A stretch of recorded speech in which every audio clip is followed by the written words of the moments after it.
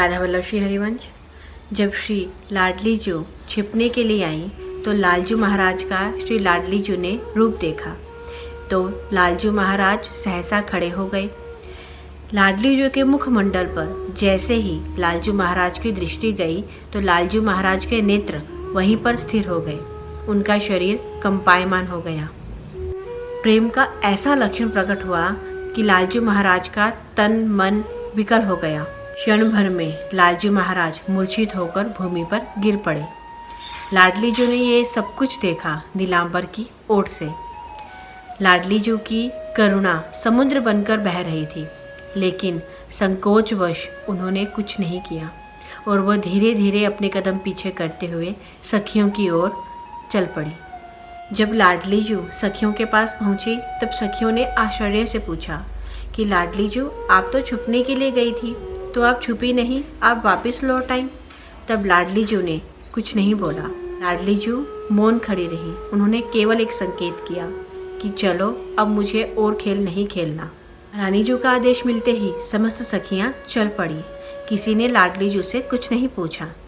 लाडली जू के नेत्रों से अश्रु की धारा बह रही थी, पर किसी को कुछ भी समझ नहीं आ रहा था कि ये कुछ ही समय में अचानक से कैसी उदासी छा गई कि लाडली जू इतनी ज़्यादा उदास हो गई। उधर लालजू महाराज अभी उसी कुंज में मूर्छित पड़े हुए थे। लाडली जू के नेत्रों में लालजू का रूप बसा रह गया था। रूप माधुरी ऐसी कि लाडली जू अपनी सुधबुद्धि खो बैठी थी। जैसे ही सखियों के साथ चलती तो थोड़ी दूर आगे चलकर पीछे मुड़कर उसी कुंज की तरफ देखती जहाँ पर लालजू महाराज मूर्छित पड़े हुए थे। लाडली जू के मन में एक ही चिंता उठ रही थी कि लालजू महाराज तो मेरे रूप के दर्शन मात्र से ही मूर्छित हो गए। अब उनको कौन देखेगा, कौन उनकी देखभाल करेगा, कौन उनको संभालेगा। भीतर एक विचित्र सी पीड़ा हो रही थी और मन व्याकुल हो रहा था लाडली जू का। अब लाडली जू ना किसी से बात करती, ना उनकी खेल में कोई रुचि रह गई थी। ना लाडली जू हंसती, ना ही भोजन करती।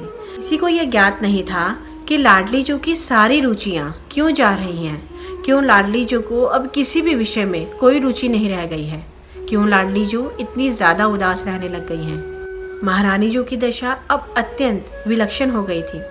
इतनी गंभीरता, इतनी विरक्ति कि सहचर्या भी साहस नहीं कर पा रही थी महारानी जू से कुछ भी पूछने का।